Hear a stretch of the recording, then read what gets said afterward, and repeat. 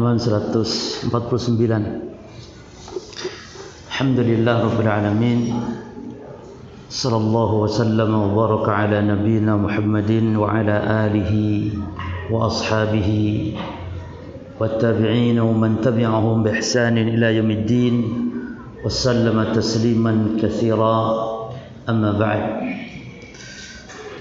Ikhwani fid din wa akhwati fillah rahimani wa rahimakumullah. Kita melanjutkan membaca kitab min Asl Sunnah wa I'tiqaduddin karya Al-Imam Abu Zur'ah Ar-Razi dan karya Al-Imam Abu Hatim Ar-Razi rahimahumullahu ta'ala. Kita langsung di halaman 149. Berkata muallif rahimahullah, wal murji'atu mubtadi'atun dhalalun. Dan murji'ah adalah kelompok ahli bid'ah dan sesat. Di sini pembahasan tentang kelompok-kelompok yang menyimpang, yang sesat, yang menisbatkan kepada Islam, sekte-sekte sesat di dalam Islam. Setelah Al-Imam Abu Zur'ah Ar-Razi dan Imam Abu Hatim Ar-Razi, keduanya telah menjelaskan poin-poin akidah, di sini beliau menjelaskan tentang kelompok-kelompok yang menyimpang. Dan yang dijelaskan di sini adalah kelompok-kelompok yang pokok. Jadi kelompok yang menyimpang banyak sekali. Ibu-ibu di atas tolong anaknya diamankan. Ibu-ibu.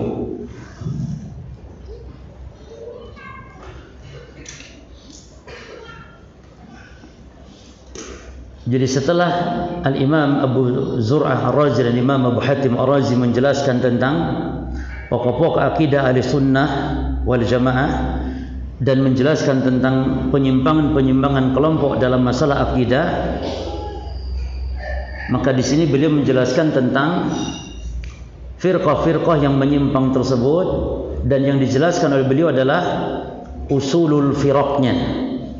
Usulul firaqnya, yakni kelompok-kelompok yang menjadi dasar. Artinya semua kelompok-kelompok yang menyimpang yang banyak ini sumbernya 4 ini saja. Disebutkan oleh muallif di sini ada 4 kelompok nanti ya. Yang pertama Murji'ah, yang kedua Rafidhah, yang ketiga Al-Qadariyah, dan yang keempat Khawarij. Dan ulama menambahkan usulul firaq itu ditambah 1 menjadi 5, yaitu tasawuf atau sufi. Sebagaimana disebutkan oleh seorang pakar tentang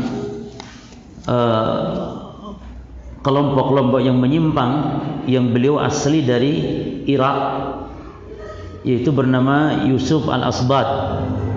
Yusuf bin Asbat itu generasi, yakni di zaman para imam kita dahulu, di zaman Imam Ahmad. Yusuf bin Asbat mengatakan usulul firaq arba'un. Usulul bid'ah, usulul firaq arba'un. Bahwa dasar firqah-firqah, dasar kebid'ahan itu ada 4 golongan. Ar-Rawafidhu wal Khawariju wal Qadariyatu wal Murji'atu. Yaitu Rafidhah Syiah, kemudian Al-Khawarij, kemudian Al-Qadariyah, kemudian Al-Murji'ah. Ini acak ya jemaah. Tapi kalau secara urutan tahun, urutan waktu munculnya, yang pertama munculnya firqah sesat adalah Khawarij, kemudian Ar-Rafidhah, kemudian Al-Qadariyah, kemudian Al-Murji'ah, kemudian Sufiyah. Itu kalau menurut urutan waktu munculnya firqah-firqah tersebut. Nah, ini yang disebutkan di dalam hadis Nabi tentang perpecahan umat. Kata Nabi SAW, "Satabtariku ummati ala 73 firqah kulluha finnar." Dalam lafaz yang lain Nabi menyebutkan 3 agama. Yahudi berpecah kepada 71, Nasrani kepada 72, dan wasataftariqu hadhil ummah, dan umat ini akan pecah kepada berapa? 73. Berarti banyak mana ikhwan antara ahli kitab dengan muslimin perpecahannya? Banyak muslimin daripada Yahudi, daripada Nasrani. Dan 72 ini para jamaah sekalian, atau 73 ini bukan pembatasan, tapi hanya ingin menunjukkan banyaknya. Nah, yang banyak-banyak firqah ini pokoknya 4 tadi. Ya, pokoknya 4 tadi. Sebagaimana dikatakan oleh para salaf kita, diantaranya Al-Imam Yusuf bin Asbat rahimahullah, usulul bidah arba'un, ar-rawafid, al-khawarij, wal-qadariyah, wa al-murji'ah. Thumma tatasya'ab kullu firqah.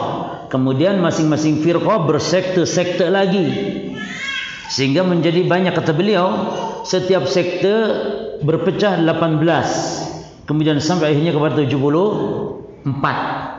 Dan yang ke 75 itu maksudnya ahli sunnah wal jamaah. Taib. Dan beliau sangat pakar dalam bidang ini, karena beliau asli orang Irak lagi, karena muncul firqah-firqah banyak di mana? Di Irak munculnya. Sampai-sampai beliau mengatakan, kata beliau, kana abi qadariyan, bapakku qadariyah, wa akhwali, dan paman-pamanku dari pihak ibu rawafid. Paman-pamanku bukan satu orang, paman-paman saya orang-orang Syiah. Lalu kata beliau, fa anqadhanillahu bisufyan, dan Allah menyelamatkan aku melalui tangan Imam Sufyan. Sufyan siapa maksudnya? Sufyan ibnu Uyainah. Sufyan ibnu Uyainah rahimahullah. Jadi dulu banyak menisbatkan pemahaman seorang benar itu kepada imam yang masyhur di atas kebenaran saat itu. Seperti Imam Abu Hasan al-Asy'ari mengikuti akidahnya Ahmad bin Hanbal, yang mana Ahmad bin Hanbal rahimahullah adalah ulama ahli sunnah, dan akidahnya akidah salaf ahli sunnah wal jamaah. Taib. Jadi para jamaah sekalian, bahwa sudah sunatullah umat Islam ini akan berpecah belah.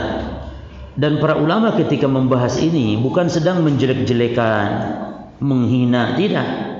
Ketika mengatakan murji'ah, ahli bid'ah, sesat, jadi justru ingin menjelaskan kepada umat kesesatan sebuah pemahaman agar umat ini selamat, bukan benci. Justru ingin umat ini selamat, tanda cinta kepada umat, kepada manusia.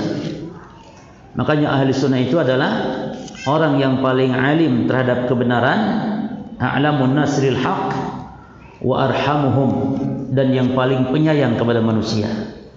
Mengatakan ini syirik, ini tauhid, ini bid'ah, ini sunnah, itu dalam rangka cinta kepada sesama.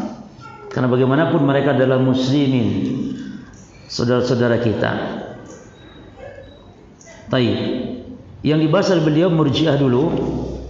Beliau mengatakan wal murji'atu taqaddama al-kalamu alaihim fi mabhatsil iman.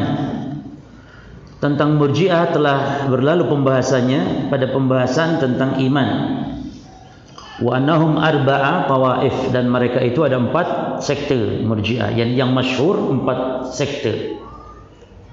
Dan murji'ah itu ikhwan diambil dari kata al-irja, bermakna at-ta'khir, atau diambil dari kata ar-raja, yang artinya harapan. Adapun al-murji'ah diambil dari kata al-irja yang maknanya at-ta'khir, artinya apa? Ta'khirul amal an musammal iman, artinya mengakhirkan amal, tidak memasukkan amal dalam konsep iman. Artinya iman itu tidak perlu amal. Itu maksud dari at-ta'khir. Adapun maksud ar-raja, yakni mereka mendahulukan nas-nas dalil-dalil tentang harapan-harapan surga dan mengabaikan dalil ancaman-ancaman neraka. Maka Murji'ah dalam konsep ini dia disebut juga dengan Wa'diyah, kaum Wa'diyah, kaum yang mendahulukan dalam berdalil adalah janji-janji surganya Allah. Jadi terlalu pede dan mengabaikan dalil-dalil apa? Ancaman. Nah, lawannya disebut kaum Wa'idiyah, lawannya Murji'ah itu, yaitu kaum Khawarij dan kaum Mu'tazilah. Kenapa disebut Wa'idiyah? Ini lawan dari Murji'ah, yakni mereka yang mengedepankan nas-nas, dalil-dalil ancaman neraka dan mengabaikan dalil-dalil janji-janji Allah surga. Jadi lawan. Kalau ahli sunnah tengah-tengah, menggabungkan dalil ancaman neraka Allah dengan dalil janji-janji surganya Allah, digabungkan menggunakan dua dalil, dua sisi pendalilan. Itu ahli sunnah. Adapun ahli bidah metode berdalil, mereka hanya berdalil dengan satu sisi pendalilan. Di situ sesatnya mereka. Satu sisi pendalilan, berpegang dengan dalil-dalil ancaman saja. Yang satu berpegang dengan dalil-dalil janji-janji Allah surga saja. Ahli sunnah tidak menggabungkan. Jadi Murji'ah itu diambil bisa dari kata ar-raja, bisa dari kata al-irja yang maknanya at-ta'khir. Nah, ada 4 sekte jemaah disebutkan di sini oleh muallif, at-taifatul ula. Sekte yang pertama, al-murji'atul gulah, Murji'ah yang ekstrim. Wahumul Jahmiyah, dan mereka adalah al-Jahmiyah. Al-Jahmiyah ini penisbatan kepada siapa namanya? Jaham bin Safwan. Alladzina yaquluna fil iman, alladzina yaquluna innal imana huwa ma'rifatu rabbi bil qalbi. Yang mereka sesatnya ini apa?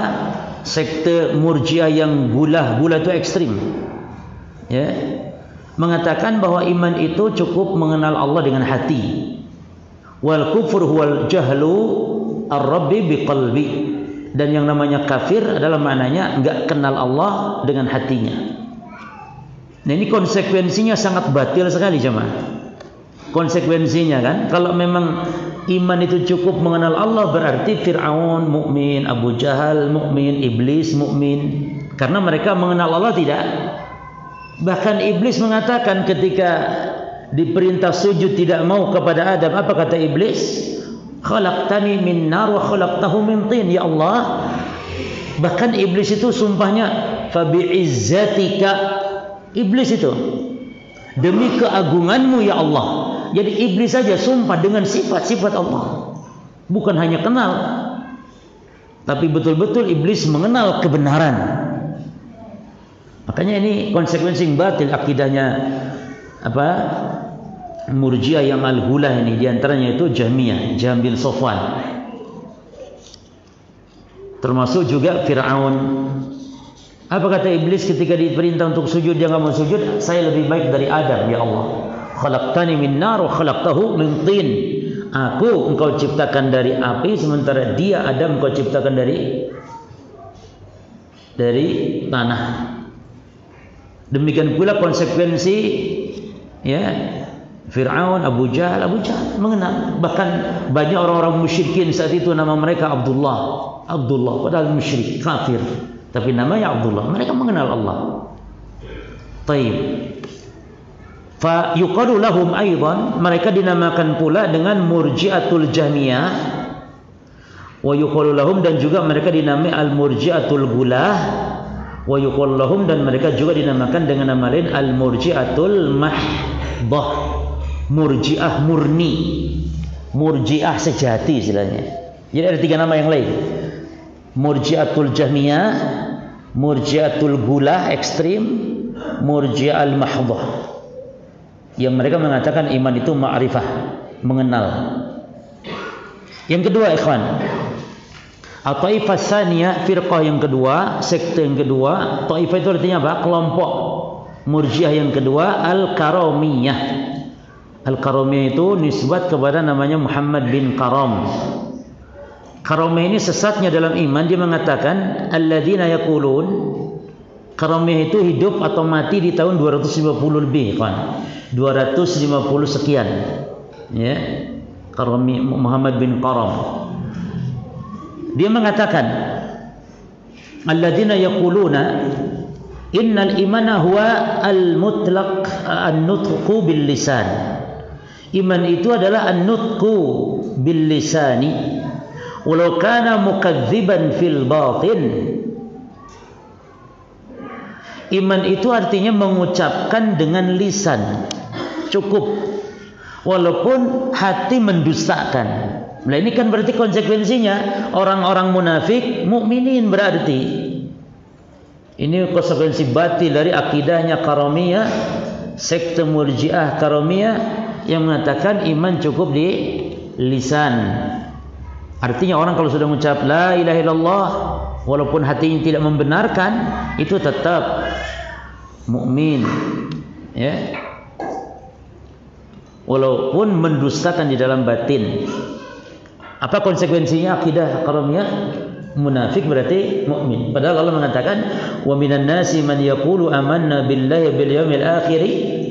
Mengucap di antara manusia yang mengucapkan kami beriman kepada Allah dan hari akhir, namun kata Allah karena batin tidak beriman, hatinya tidak beriman, apa kata Allah? Wa ma hum bimu'minin.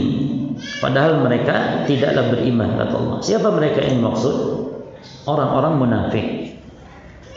Taib. At-taifah as-salitsah. Sekte yang ketiga dari sekte Murji'ah, Al-Maturidiyah wal Asy'ariyah. Al-Maturidiyah wa Asy'ariyah, yaitu kelompok Maturidiyah dan kelompok Asy'ariyah.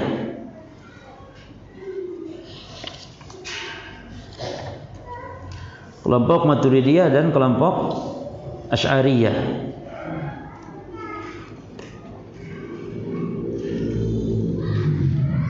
Maturidiyah disebutkan kepada Abu Mansur Al-Maturidi. Adapun Asy'ariyah disandarkan kepada Al-Imam Abu Hasan Al-Asy'ari.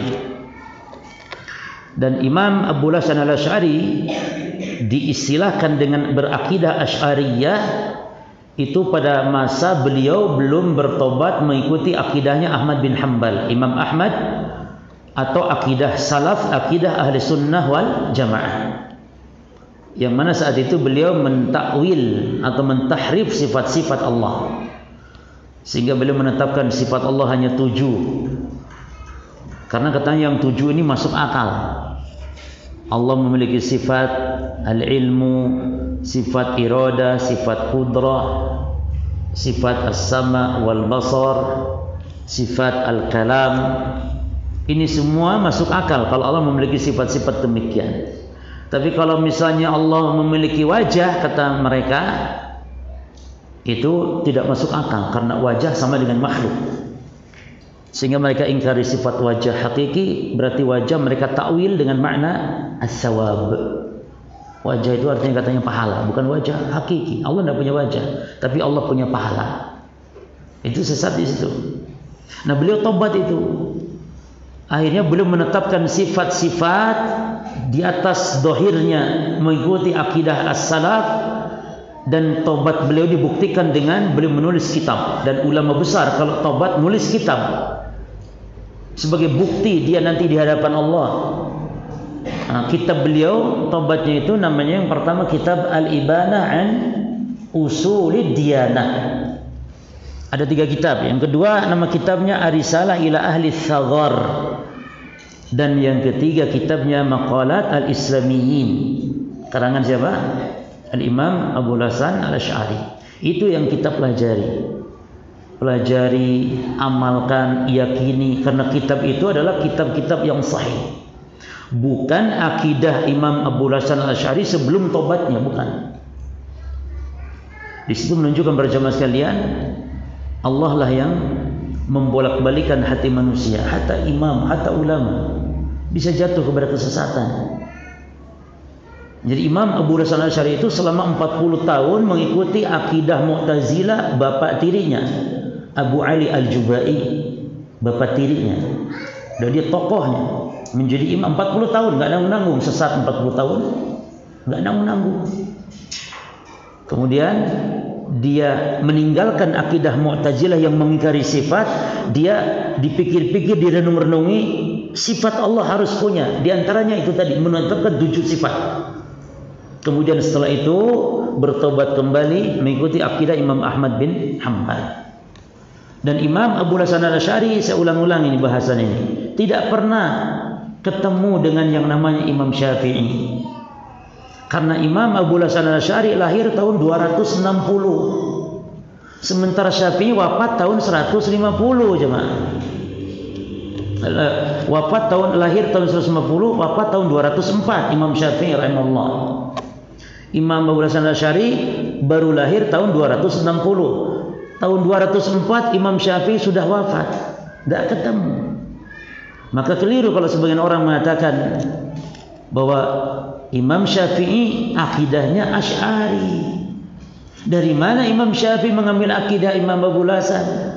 Wong Imam Syafi'i wafat tahun 204, Imam Abu Hasan Al-Asy'ari baru lahir tahun berapa? 260. Ini kan apa maksudnya ini ngomong begitu itu? Apakah dasarnya ingin memfitnah orang, ingin mencelakakan orang? Atau karena fanatik golongan? Atau enggak tahu sejarah? Atau pura-pura enggak tahu? Kok bisa mengatakan Imam Syafi'i yang enggak pernah ketemu dengan Imam Abu Hasan Al-Asy'ari? Mengatakan akidahnya Syafi'i Asy'ari. Akidah Syafi'i sama dengan akidah-akidah yang lain.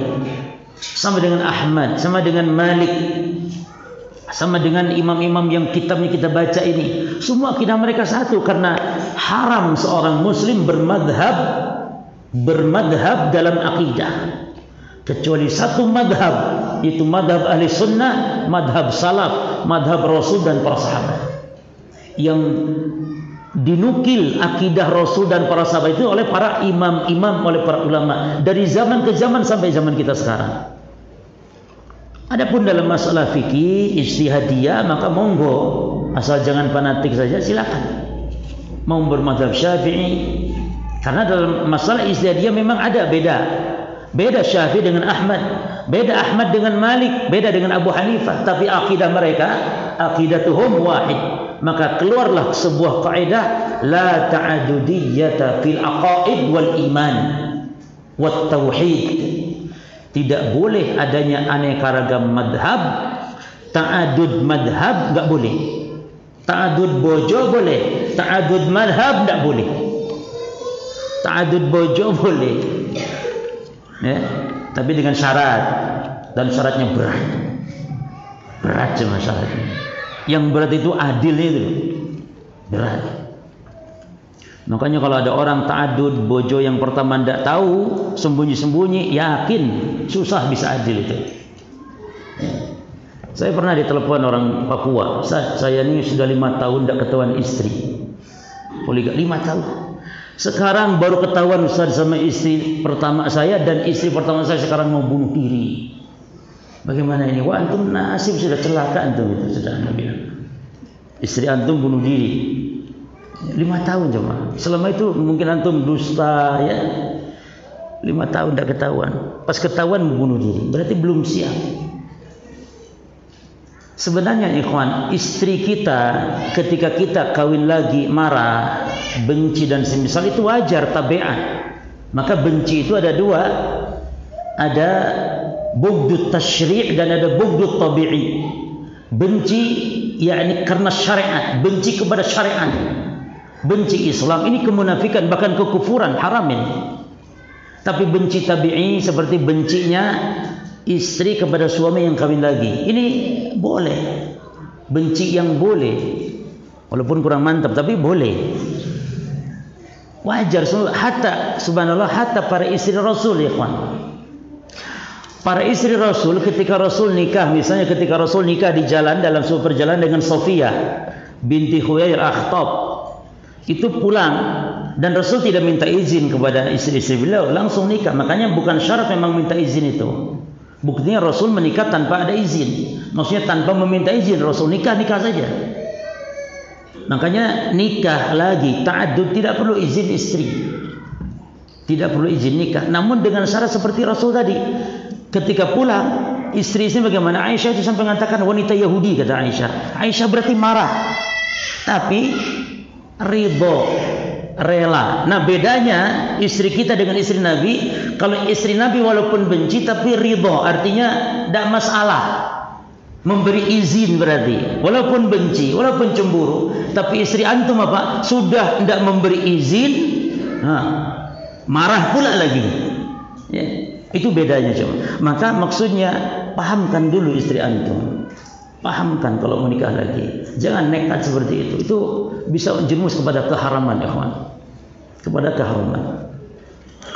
Dari mana? Tadi kok ke poligami? Dari mana tadi? Akidahnya para ulama kita, akidahnya satu. Karena kaidahnya la ta'adudiyyah fil aqaid wat tauhid. Tidak ada aneka ragam madhab di dalam masalah akidah. Ya. Nah, jadi al-Asy'ariyah maksudnya akidah Imam Abu Hasan al-Asy'ari sebelum tobatnya. Alladzina yaqulun, yang mana sekte ini al-Maturidiyah dan al-Asy'ariyah, mereka mengatakan innal imana huwa mujarradu at-tasdiqi bil qalbi. Bagi antum yang tidak punya kitab, itu ada PDF-nya, ikhwan. Jangan ngaji polos nggak bawa kitab, nggak ada PDF-nya. Ya. Sudah dibagi dulu. Kalau tidak nanti bisa anak bagi nanti insya Allah di grup yang grup Pasuruan mengaji nanti dibagi insya Allah. Jadi minimal melihat HP-nya. Itu HP yang barokah yang gitu. Bukan pakai chattingan lihat akhwat saja. Lihat kitab ngaji begini, lihat. Ya. HP pakai TikTok. Itu produk Cina, kawan, nggak boleh. Nanti kena virus corona. Iya, karena sekarang bahkan tidak habis pegang uang antum ya. Itu uang kan pegang orang banyak orang. Itu antum cuci tangan. Jangan langsung apalagi habis pegang uang makan. Dari dulu juga dokter nyarankan gitu. Cuman sekarang karena virus corona bahaya. Habis pegang uang mau makan cuci tangan. Cuci tangan. Ya. Baik. Terus mana tadi? Iman mujarradu tasdiqi bil qalbi. Ya, madhab Asy'ariyah, iman itu semata-mata membenarkan dalam hati saja. Amma nutqu bil lisani wa amalul jawari fa huwa ruknun zaidun matlub. Adapun ucapan lisan, amalan anggota badan, maka dia hanya rukun tambahan saja. Ya. Lakin laisa minal iman, namun bukan bagian dari iman. Dan ini ikhwan, akidah yang ini nih Maturidiyah Asy'ariyah tentang iman, yang iman cukup di hati. Ini bahayanya apa? Bahayanya adalah banyak orang yang melegalkan maksiat dengan alasan yang penting iman di hati. Ini secara tidak langsung dan tanpa sadar, ini akidah apa namanya dalam konsep iman? Murji'ah. Murji'ah. Yani seperti perempuan, kenapa ibu-ibu tidak pakai jilbab? Apa kata ibu-ibu? Tidak apa-apa, yang penting kami sudah menjilbabi hati. Bagaimana menjilbabi hati? Yani iman di hati maksudnya. Walaupun tidak jilbaban, tidak apa-apa, yang penting punya iman. Loh, kalau tidak jilbaban, maknanya berarti imannya sedang rusak. Bahkan kalau menghalalkan. Yani jilbab bukan kewajiban Islam, jilbab bukan syariat tapi budaya Arab. Ngomong gitu tambah bisa putus, bisa batal imannya. Ya, bisa lenyap imannya, naudzubillah. Baik, yang ke berapa? Yang keempat, at-taifah rabi'ah murji'atul fuqaha. Yang keempat kata beliau, sekte murji'ah dalam murji'ahnya fuqaha, yaitu murji'ahnya ulama ahli fikih dari negeri Kufah yang dimotori oleh gurunya Imam Abu Hanifah yang bernama Hamad bin Abi Sulaiman. Siapa namanya? Hamad bin Abi Sulaiman ini gurunya Imam Abu Hanifah. Termasuk Imam Abu Hanifah sendiri, beliau bermadhab ini dalam konsep iman, yaitu mengatakan iman itu syai'ani, dua poin. At-tasdiq bil qalbi wal iqraru bil lisan, yaitu iman itu dua poin saja, membenarkan dengan hati dan mengucapkan dengan lisan. Wal a'mal, adapun amal matlubatun lakinnaha laysat dakhilatan fi musammal iman. namun amal hanya tuntutan iman dan bukan bagian daripada iman, hanya tuntutan iman. Baik. Sebagian ulama ikhwan berpendapat Imam Abu Hanifah ini katanya sudah bertobat. Sudah bertobat dari paham irja'nya ini. Sebagian ulama lain mengatakan tidak, yakni tidak dinukil, tidak benar penukilan tobat. Ala kulli hal, ikhwan, mau tobat mau tidak, yang jelas yang namanya murjiah fuqaha ini masih dianggap ringan dan mereka masih dianggap ahli sunnah. Ahli sunnah. Makanya tidak dikeluarkan Imam Abu Hanifah dari keahli sunnahannya. Kenapa? Karena ikhwan fillah azakumullah, kalau murjiah yang lain ini sesat bukan di satu poin iman ini saja, tapi murjiah yang lain, apalagi yang namanya Jahmiyah, oh paling kacau, paling rusak. Jahmiyah itu paling rusak dalam sifat Allah. Dia mengingkari nama dan sifat Allah. Jahmiyah itu dalam masalah iman dia mengatakan iman persis, yakni konsekuensinya iblis berarti mukmin kalau gitu. Iman cukup ma'rifatullah. Dalam konsep apa lagi? Dalam masalah takdir. Dalam masalah takdir juga yang namanya Jahmiyah ini paling rusak. Paling rusak dalam konsep takdir. Apa kata dia? Perbuatan hamba itu enggak ada sama sekali kehendak hamba, dan perbuatan hamba hakikatnya perbuatan Allah. Ini hamba kayak hamba itu lahir batinnya itu seperti bulu yang ditiup angin. Jadi tidak punya daya, enggak punya kehendak hamba itu. Maka ketika hamba berbuat zina, naudzubillah, berbuat dosa dan maksiat, yang berzina itu Allah. Makanya mereka nih beralasan dengan takdir terhadap maksiat-maksiat yang mereka lakukan. Kenapa ente berzina? Ya, ana berzina sudah takdir. Jadi mereka beralasan dengan takdir terhadap dosa dan maksiat. Ini rusaknya Jahmiyah dalam konsep atau dalam masalah takdir. Jadi rusak. Adapun Imam Abu Hanifah tidak ada penyimpangan. Tidak ada yakni penyimpangan dalam dasar-dasar din, dalam dasar agama, dalam pokok-pokok agama, kecuali itu saja. Dalam masalah iman, itu pun mereka mengatakan iman itu ucapan lisan, keyakinan hati, dan amal tuntutan. Jadi menurut sekte Murji'ah ini, yang sekte Murji'ah fuqaha, jadi tetap amal itu harus, amal itu wajib kata mereka. Namun yang masalah itu mereka tidak mengatakan amal atau amal itu bagian dari iman. Kalau menurut Ahlus Sunnah kan bagaimana konsep iman Ahlus Sunnah? Amal itu qaulun bil lisan wa i'tiqadun bil janan wa amalun bil arkan yajud bi ta'atir rahman wa yanqusu bi ta'ati syaitan. Berapa poin? 5 poin. Ucapan lisan, keyakinan hati, amalan anggota badan, bertambah dengan ketaatan, berkurang dengan kemaksiatan. Itu iman. Dan kerusakan sekte-sekte sesat dalam konsep iman, kerusakan yang paling pokok adalah mengatakan iman tidak bertambah, tidak berkurang. Ini pangkal pokok kesesatannya, kawan. Dengan sebab iman tidak tambah tidak kurang, makanya sekte Khawarij mengatakan orang berbuat dosa bukan kurang iman tapi kafir, karena imannya lenyap, karena iman tidak kurang. Iman itu tidak kurang tapi lenyap. Beda dengan kita ahli sunnah. Orang berbuat dosa maksiat selain kesyirikan, kekufuran, apa imannya?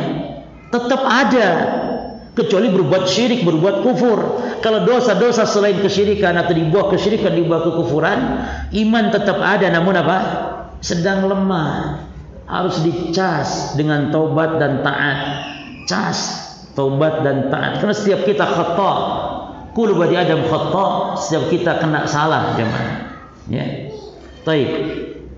Kita lanjut baca mana tadi? Wa ahlul haqqi ahlus sunnah wal jamaah yaqulun, sementara ahlul haqq, sementara kelompok yang benar ahli sunnah wal jamaah mengatakan annal imana qaulun wa amalun. Cukup itu aja sudah cukup. Ketika orang mengatakan qaulun wa amalun, cukup itu, enggak usah dirinci. Perkataan lisan, kemudian keyakinan hati, amalan anggota badan, cukup. Qaulun wa amalun. Maknanya apa? Qaulun lisan, wa qaulul qalbi dan amalun maknanya amalul qalbi wa amalul jawarih, amalan hati dan amalan anggota badan. Kemudian yazidu bi tawayan kusu bil maksiyah, bertambah iman itu dengan ketaatan dan berkurang dengan kemaksiatan. Ya, jelas sampai di sini. Jadi kelompok Murji'ah itu dia, Murji'ah. Terus Murji'ah itu ikhwan, mu'alif enggak menyebutkan ya kesesatan yang lain dalam konsep pelaku dosa besar.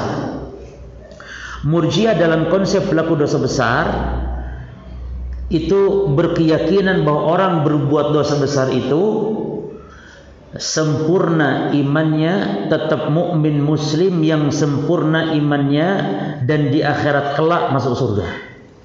Itu Murji'ah dalam konsep pelaku dosa besar. Apa konsep mereka? Pelaku dosa besar itu tetap mukmin, tetap muslim yang sempurna imannya. Kenapa kok sempurna? Karena kan mereka berprinsip, Murji'ah itu, semua Murji'ah mengatakan iman itu tidak bertambah, tidak berkurang. Bahkan prinsip mereka yang batil dalam masalah ini apa kata mereka? La yadurru ma'a apa? Siapa yang bisa? La yadurru yang bisa dapat hadiah. Hadiahnya enggak ada. Panitia enggak ada hadiah. Sesekali ada hadiah. Apa konsepnya Murji'ah tentang pelaku dosa besar? Dan ini kaitan dengan iman tadi.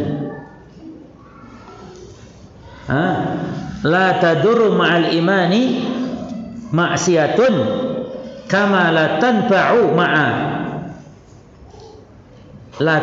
ma'al kufri ta'atun.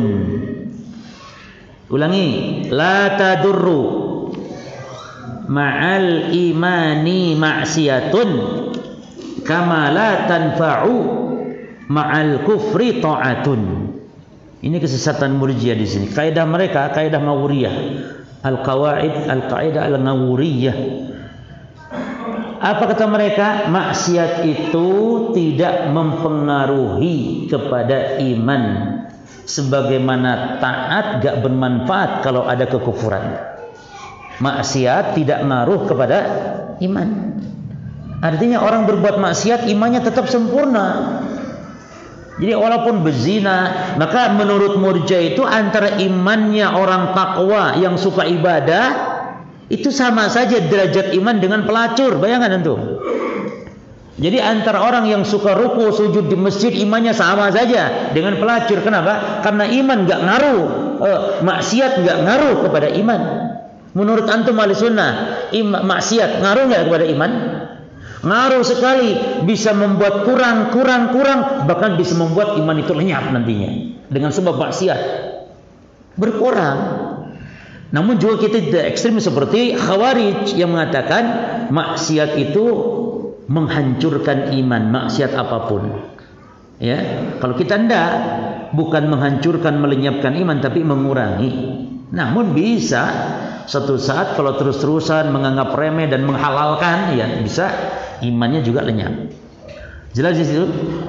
Inilah kesesatan sekte Murji'ah. Kita baca lagi.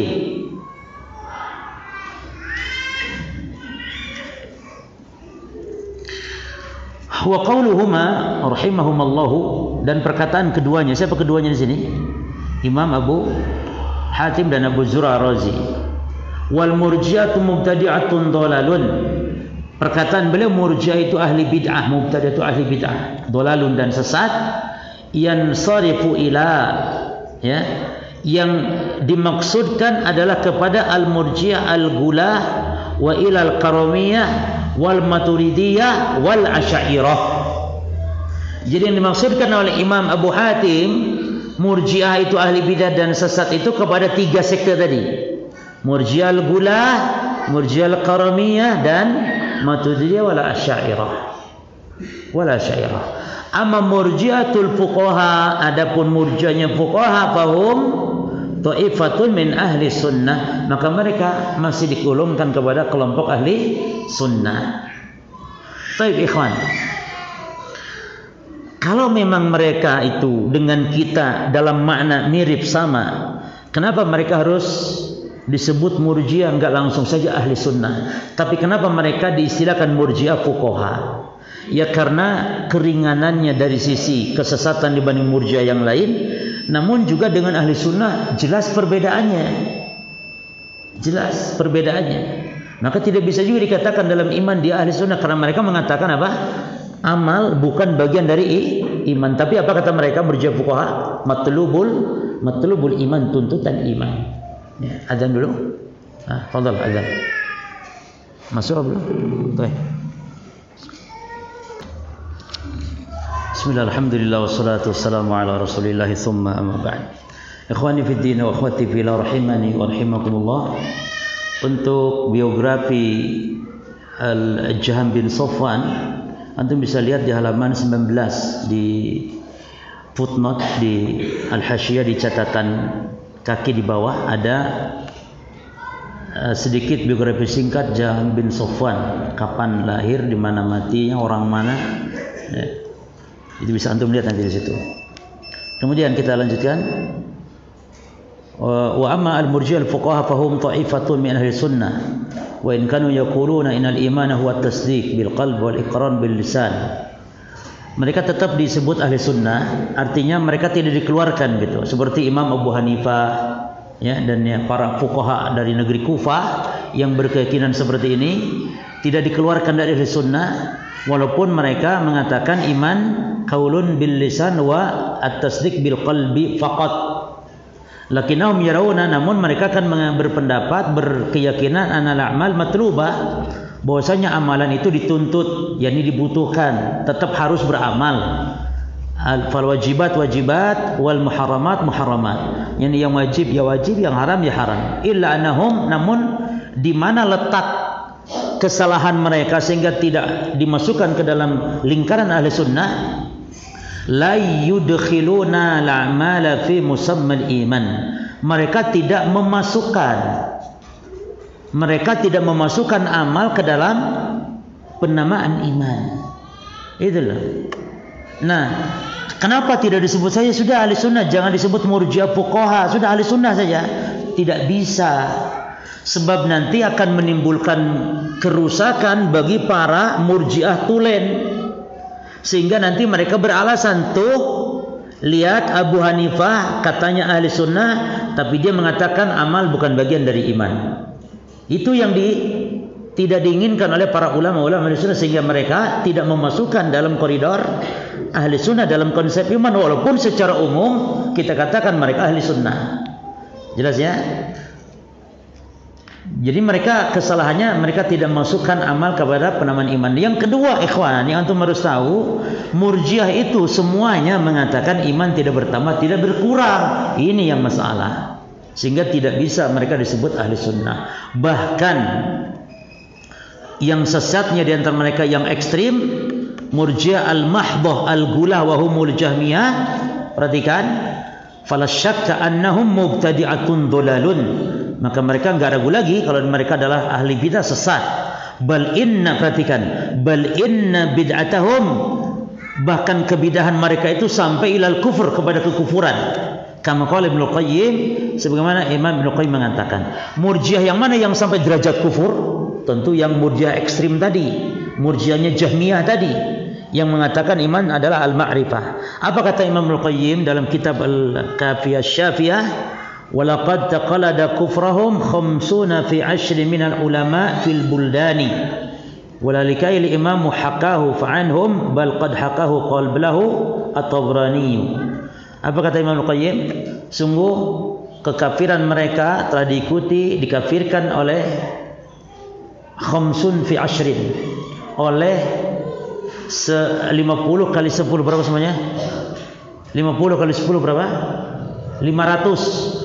Oleh 500 ulama fil buldani walalikail imam hakahu anhum, dan Imam Al-Lalakai yang menukil perkataan dari para ulama, bal qad hakahu qablahu al-Tabrani, bahkan Imam Tabrani telah menukil sebelumnya akan kekufuran Al-Jaham bin Safwan atau Jahmiyah ini oleh 500 ulama. Ikhwan, maksud yang dikufurkan bukan person di sini ya.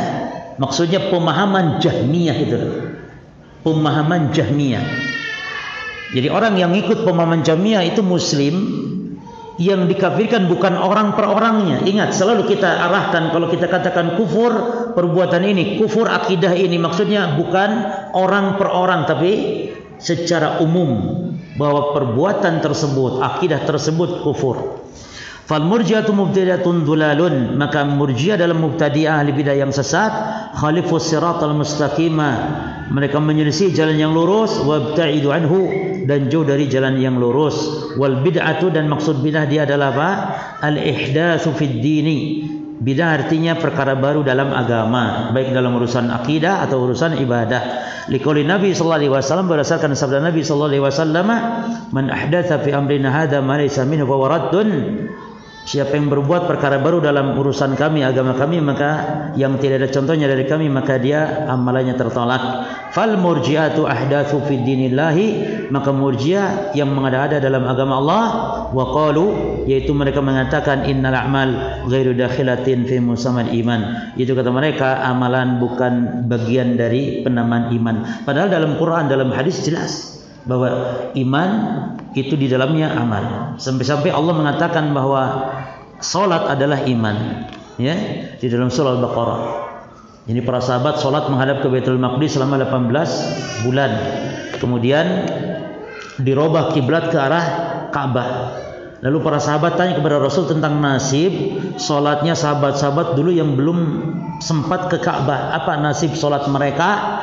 Maka Allah berfirman menurunkan jawabannya, bahwasanya Allah la yudhi'a, maka Allah liyudhi'a imanakum. Allah sekali-kali tidak menyia-nyiakan iman kalian. Apa maksud iman kalian? Ai salatakum ila Baitul Maqdis. Salat kalian menghadap ke Baitul Maqdis. Ini dalil. Allah menamakan salat dengan iman. Sampai di sini dulu, insyaallah ada beberapa pertanyaan, kita jawab 1-2 mungkin. Yang pertama, Assalamualaikum warahmatullahi wabarakatuh. Bagaimana cara menghancurkan jimat? Apakah boleh titip jimat kepada ustaz untuk dihancurkan? Karena saya takut menghancurkannya sendiri. Jazakallahu khairan. Jangan takut, atau ya boleh dititip ke saya, tapi juga jenengan yang jangan takut. Caranya baca bismillah lalu dibakar. Dibakar, mau dibacakan dulu ayat-ayat ruqyah, monggo baca surah Al-Fatihah, baca ayat-ayat ruqyah Al-Falaq, An-Nas, lalu dibakar, ya. Jadi jangan takut, jimat itu hukum asalnya dihancurkan kalau ketemu dengan cara dibakar. Ini tadi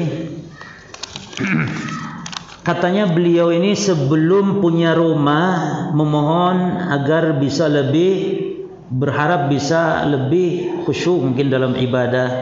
Tapi setelah punya rumah malah belum bisa banyak sholat malam. Apakah ini dinamakan kufur nikmat? Tolong dijelaskan. Ya, masalah kufur nikmat jamaah sekalian itu ditinjau tergantung yakni kondisi orangnya, ya. Kufur nikmat, selama rumah tidak dijadikan sebagai sarana dosa dan maksiat, maka orang tersebut tidak dikatakan kufur nikmat. Tapi ketika rumah digunakan dosa dan maksiat, maka dia kufur nikmat. Adapun dia masih bisa sholat malam namun berkurang, tidak masalah, itu sudah termasuk syukur kepada Allah. Namun mungkin berangan-angan kalau sudah punya rumah akan semakin banyak ibadah. Setelah punya rumah ibadahnya kurang, itu bukan sebuah dosa jemaah, tapi itu ya termasuk kurang lah dalam beribadah. Namun jangan sampai rumah digunakan dosa dan maksiat, itu saja.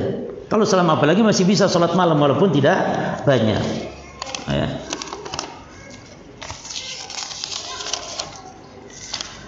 Sing pendek-pendek aja, ini panjang susah bacanya, masih pendek ini. Ini pendek ini. Mohon nasihatnya bagaimana Ustaz dengan suami yang suka futsal. Suka futsal apa suka pukul? Ya suka apa? Suka futsal apa suka pukul? Futsal. Oh, loh, halal, futsal halal, kenapa? Cuman kalau sampai melalaikan kewajiban, lupa kepada anak istri, ya tentu berdosa. Karena semua orang punya hak. Badan kita punya hak, istri kita punya hak, semua punya hak, anak kita punya hak. ya nasihati. Ya, barangkali suaminya ada di sini, ya saya nasihati. Ya antum futsal boleh selama antum tidak mengganggu kewajiban, tidak mengganggu melalaikan hak-hak orang lain, istri terutama. Istri malam-malam itu kan ingin dipeluk sama antum, kok malah futsal? Istri apalagi hujan, peluklah istri malam-malam. Malah futsal bisa siang hari dan yang semisal. Yani di luar kegiatan-kegiatan yang sifatnya di luar kegiatan yang tidak melalaikan kewajiban. Baik. Kita punya teman yang Islam tetapi tidak mau sholat sebab sudah dinasihati tetap dia tidak mau sholat. Bagaimana Ustaz? Apa kita boleh mengucapkan salam kepadanya kemudian balasan orang kafir muslim karena batasan orang kafir dan muslim pada sholatnya? La ya ikhwan, ini khilaf ulama tentang hukum meninggalkan sholat. Ya, dalam mazhab Hambali memang orang tidak sholat sekali itu hukumnya kafir kecuali dia bertobat kepada Allah Subhanahu wa taala. Adapun mazhab mayoritas muslim yang tidak sholat atau bolong-bolong sholatnya, maka insyaallah pendapat yang rajih tetap dia sebagai muslim. Tetap nasihati, tetap dekati bahkan. Terus tidak bosan dan nasihat bukan sekali, terus nasihat berulang cuma. Tanasuh, saling menasihati terus dan juga jangan lupakan doa antum di keheningan malam agar dia mendapat hidayah. Dan juga dengan cara yang lain, misalnya dikasih buku yang ada ancaman sholatnya, bagaimana orang yang meninggalkan sholat di alam kubur nanti, bagaimana di neraka jahanamnya, ada di situ. Ada buku bagus yang membahas tentang sholat karya Ustadzuna Yazid bin Abdul Qadir Jawaz tentang sholat dan pentingnya sholat insyaallah. Bahkan Syekh Abdul Razak pun punya kitab namanya Ta'dhimus Shalah, itu sangat bagus sekali, agungnya sholat dan bahayanya meninggalkan sholat, apalagi berkaitan dengan rizki. Ikhwan, antum ancam saja orang ini, nasihati orang ini dengan rizki. Biasanya orang kalau dengan rizki takut dia. Artinya orang yang enggak menjaga sholat, rizkinya akan seret. Sebaliknya orang yang menjaga sholatnya, Allah akan mudahkan rizkinya. Sebab Allah memerintahkan kepada Nabi Muhammad SAW di surah Thaha ayat 132. Kata Allah Subhanahu Wa Taala kepada Rasulnya, wa'mur ahlaka bis-shalah wastabir 'alaiha. Perintahkan Nabi Muhammad keluargamu salat dan bersabarlah. La nas'aluka rizqan nahnu narzuquka wal aqibatu littaqwa. Kami tidak minta rezeki kepadamu kata Allah, tapi kami yang memberi rezeki. Perhatikan lafaz setelah Allah perintahkan salat, lalu Allah mengatakan kami enggak beri rezeki tapi kami yang memberi rezeki. Lalu kata Imam Ibnu Katsir mengatakan idza aqamta shalah, berdasarkan ayat ini, idza aqamta shalah ya'tika rizqu min haitsu la yahtasib. Jika engkau telah menunaikan salat, maka rizki akan datang kepadamu dari jalan yang tidak disangka-sangka. Nah, coba nasihatkan dengan nasihat ini, ya, maka insyaallah dia akan minimal kalau urusan rezeki akan semangat, minimal termotivasi minimal. Ya, mudah-mudahan Allah senantiasa menjaga kita semuanya, terutama di saat-saat sekarang, ikhwan. Saat-saat sekarang gencar-gencarnya sampai pemerintah Saudi. Dan itu benar, ikhwan. Sebab virus corona itu kalau satu orang saja menular, itu di sekitarnya bisa ratusan yang kena. Maka sangat tepat pemerintah Saudi sekarang menutup sementara ini sampai melihat kondisi mungkin dan seterusnya. Itu tepat sekali. Maka berbahaya. Nah, kita sebagai muslim jaga bentengi diri kita. Paling penting lagi dengan ibadah. Ini sebagai kaidah umum. Kaidah umum, ihfadillah yahfadka. Jaga Allah, jaga ibadah, Allah akan jaga kalian. Jadi jaga Allah, jaga ibadah, Allah jaga dari virus corona. Yang kedua, zikir-zikir. Orang yang baca 3 kali setiap pagi petang, bismillahilladzi la yadurru masmasya'un fil ardi wal fisam wa samul alim. Apa kata Nabi SAW? Tidak dikenai dengan musibah apapun, termasuk virus corona.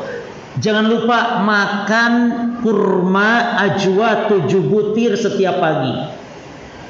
Ya, man istabaha bi sab'ati tamaratin ajwatin lam yadurruhu kulla yawm aw dzalikal yawma summun wala sihrun.